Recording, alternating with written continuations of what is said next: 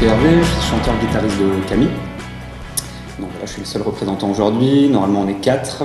Donc il y a Martin à la guitare, David à la batterie et Laurent à la basse, donc voilà, qui sont absents aujourd'hui parce qu'ils travaillent. Donc voilà, donc on joue tous les 4 ensemble depuis 2005, été 2005, ça va faire 3 ans. Voilà, on fait du rock indépendant et on vient de Marseille. Et retrouvez Camille dans les gimmicks acoustiques. Je vous propose de rentrer un petit peu plus dans leur univers. Bonjour Hervé du groupe Camille. Bonjour. Merci d'être là. Et puis j'ai quelques questions à te poser sur les disques que tu nous as rapportés, qu'on va écouter tout au long de la soirée. Donc le 4 avril, gimmick acoustique de Camille. Est-ce que tu peux nous parler un petit peu de ces disques que tu nous as rapportés? Donc j'ai une petite sélection de disques qu'on aime bien dans Camille, au sein de ma CD-tech personnelle. Donc voilà. Que des choses qui nous ont marqué, qu'on aime beaucoup. Voilà, Radiohead, Arcade Fire, Bloc Party. Voilà, enfin c'est des groupes qui nous ont touchés, qui nous influencent dans ce qu'on fait, quoi, vraiment. L'univers, la musique, les personnes que c'est aussi. Enfin, on est assez fan de la démarche de Radiohead aussi, en tant que personne et en tant que groupe. Qui touche beaucoup les groupes de rock en général. Ouais, vraiment, quoi. C'est un exemple aussi dans le développement et pas que dans la musique, quoi. Ouais. Voilà, et puis d'autres choses comme Sonic Youth aussi, je sais pas si ça se ressent, mais on espère que ça se ressent un petit peu parce qu'on aime beaucoup. Voilà, Chuck Bore, et des choses un peu plus calmes comme Elliott Smith, Cat Power. Ouais. Des artistes américains dont on est très très fan, quoi. Et puis voilà, enfin des classiques comme Smashing Pumpkins, forcément. Classique. Surtout celui-là, sur Melancholy, quoi.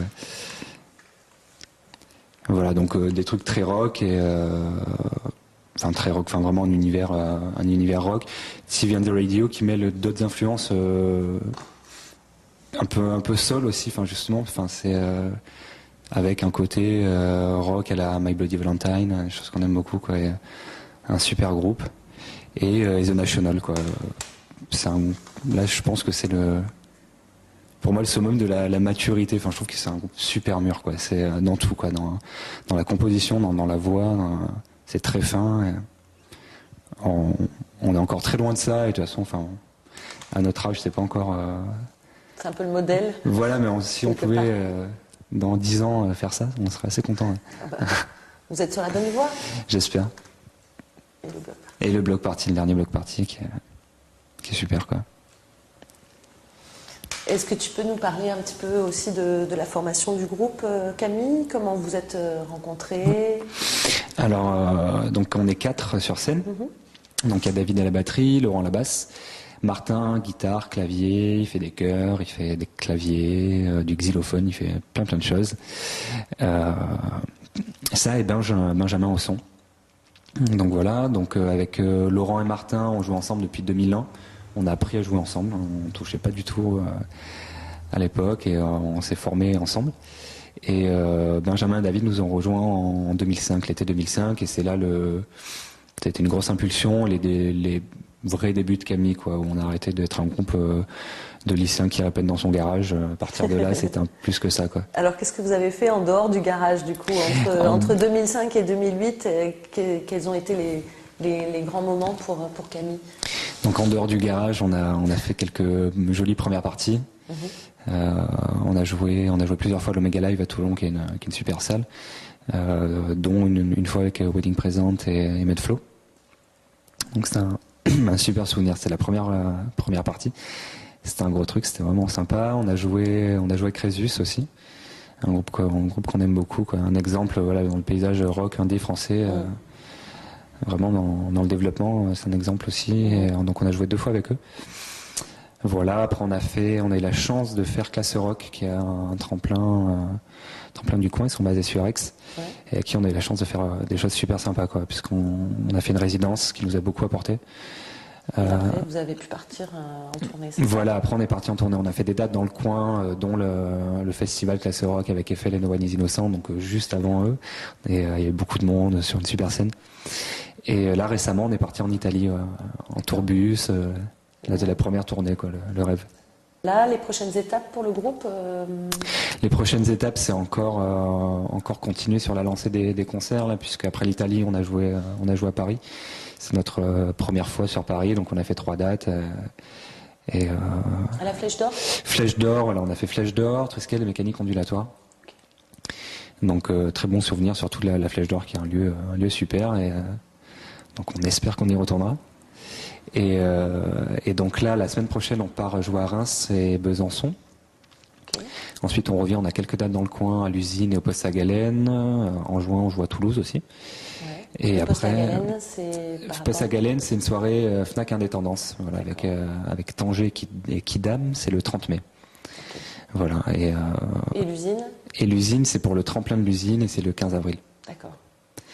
Voilà, et donc après ces concerts, on va se concentrer sur la composition et sur les pré-maquettes pour le premier album, quoi, qu'on prévoit d'enregistrer vers novembre. D'accord.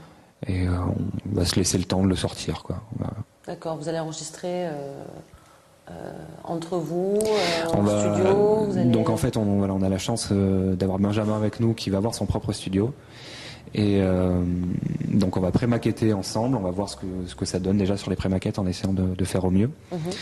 Et ensuite, si on est convaincu du résultat, qu'on peut arriver à quelque chose de bien avec ça, ça va nous permettre d'expérimenter des choses, etc.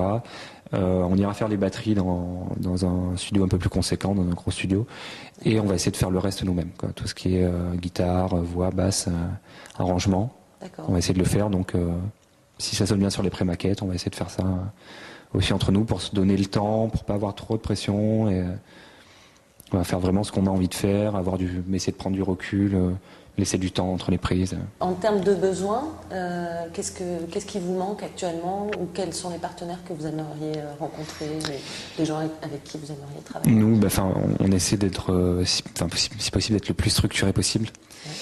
Ouais. Et donc on essaie toutes les personnes qui peuvent nous aider, on essaie d'aller vers eux et leur demander un coup de main ou vraiment une vraie collaboration. Donc voilà, forcément on cherche des financements pour l'album.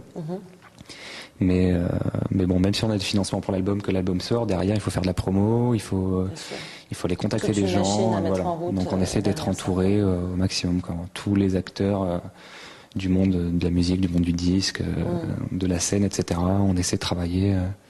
Donc voilà, au gré des rencontres. D'accord, donc tu aurais peut-être une idée en tête d'un message que tu aimerais envoyer à quelqu'un. Ça peut être un ingénieur du son, ça peut être un photographe, ça peut être une maison de disques, je ne sais pas. Est-ce que tu as une idée en tête? Ouais, est-ce que je la note ou je te la... Oui. Ouais, je la note. Tu lances ta bouteille à la mer comme les autres, Hervé. Je pose le micro.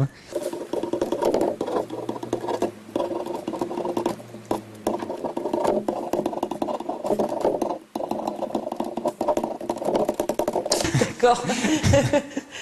En gros, t'as pas trop d'idées pour le moment, c'est ça? Voilà. Venez m'aider pour la bouteille à la mer. En fait, Hervé demande, si j'ai bien compris, aux autres membres du groupe, de l'aider pour envoyer la bouteille à la mer. Bon, on le fera le 4 avril, alors voilà. À ce moment-là. On leur demandera à eux.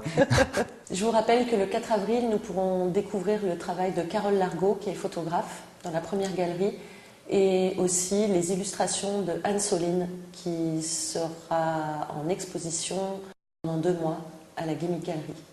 À plus tard.